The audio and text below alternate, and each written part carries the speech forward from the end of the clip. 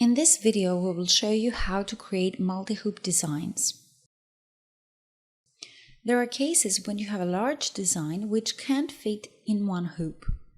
Let's say you want to fit this artwork into an area of 30 centimeters.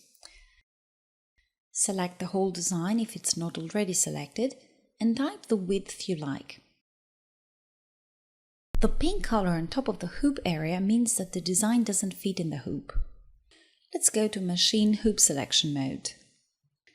When you are in this mode, you can only work on the hoop. So you can try changing the hoop. Still, the design doesn't fit even in the largest hoop supported by the machine. You can also rotate the hoop and change the position.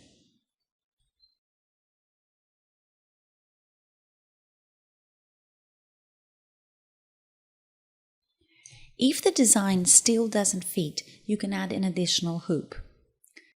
Click on the plus icon and the Edit Hoop dialog will appear. Select the hoop that will be used next. The dialog will close and you may apply the hoop on the workspace. You may change the hoop's position freely by clicking and dragging on the frame.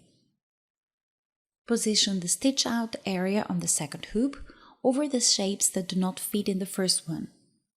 Now we need to make a few adjustments. The intersected area, which is highlighted with a blue transparent color, includes a diagonal line that specifies which objects will be cut if they cannot fit entirely in one of the hoops.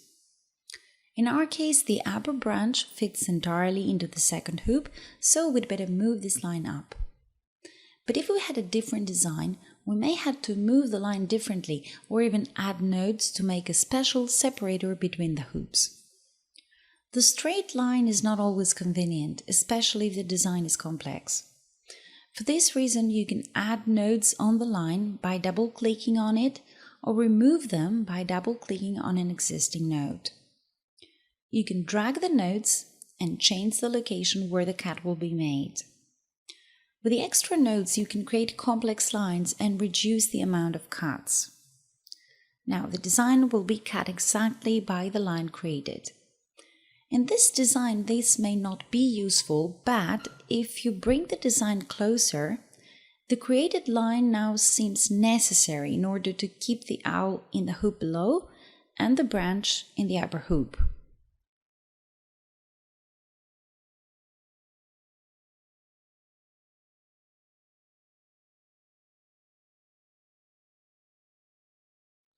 The design is now ready. Save it to the file format your machine supports by selecting File, Save As.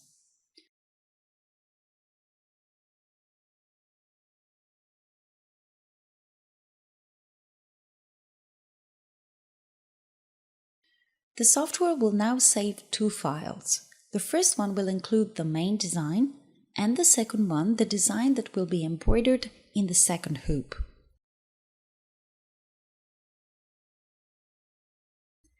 Click on the Slow Redraw tool to simulate how the design will be stitched out. Select the hoop you want from the Hoops Manager and then click the Play button to start the simulation.